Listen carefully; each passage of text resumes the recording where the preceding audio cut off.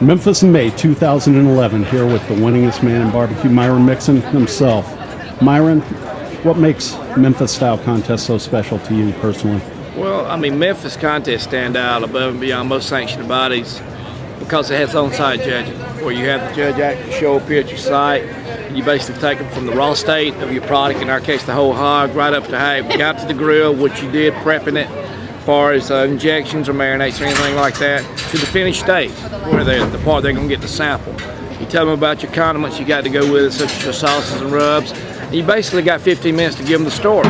You know, the story of how it's gotten where it's at. And that's the part I really enjoy. I mean, I love having the judges come to the site. They get to see me do what I do, and I get to sit here and interact with them.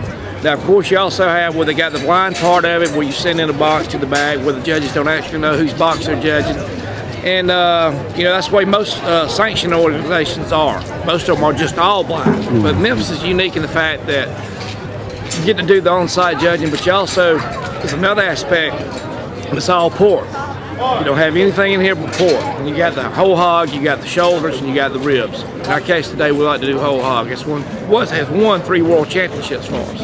And last year you mixed it up a little, did shoulders? Yeah, I went to shoulders. I've always wanted to do shoulders, and we've won as many grand championships on the circuit doing shoulders. We have hog.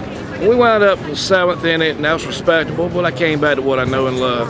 How many years you been doing Memphis in May? We started in 1996. And out of the years we've been coming, we've won 3 world titles in 01, 04, and 07. It's not too shabby. It's not too shabby. 15 years. But, you know, I like to win them all, but if I won them all, nobody else would want to come to them. No, definitely. And out of all of those contests, what's your best memory? Out of all the contests, be your first one naturally. You know, win the first world championship after you tried and tried and tried. You know, at that point in 01, I'd won everything you could win. I've been Team of the Year that time 3 times. Won just about every contest out there on the circuit. And hell, I was getting to the point where I wanted to bypass this thing because I felt like I was jinxed, you know. But in 01, all the ice got broke and moved on. And, you know, I feel like I still got some wins left in me, especially here at this championship. We win about 50% still of our contests we cook every year. And, you know, I feel like it's a good average. And your worst memory out of all those? Oh, worst memory here was probably the year when they had the tornadoes that came across the river. You know, and we wound up making finals that year. We took a first place hog, and we didn't win, but the memories I had was teams like right across from us here, they like the tornado pick and choose. You know, and you know, we were blessed it didn't hit us, but it like would take the tents down on this one. It'd take the tents down, and I felt so sorry for those guys.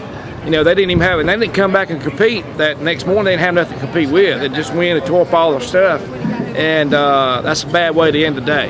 You know, and you feel sorry for those guys because they worked just as hard as I did to get there, and the other teams that survived it, but it was just a mess. And that's my worst memory of the World Championship. One last question for you. For somebody who's thinking about jumping into the competition game, what's your one word of advice? Well, it's more than one word of it. I mean, when I started in 1996, you know, you didn't have, the internet was around, but you didn't have all the information you have on there. They didn't have all these barbecue cookbooks and stuff that's out here. You didn't have the cooking classes that are out here. And they would be very, very foolish not to take advantage of these. At least go to the internet, and it's like anything else. You got to wade through it. You got to pick out the good and bad stuff. But find you a good school to go to, or a good class to take.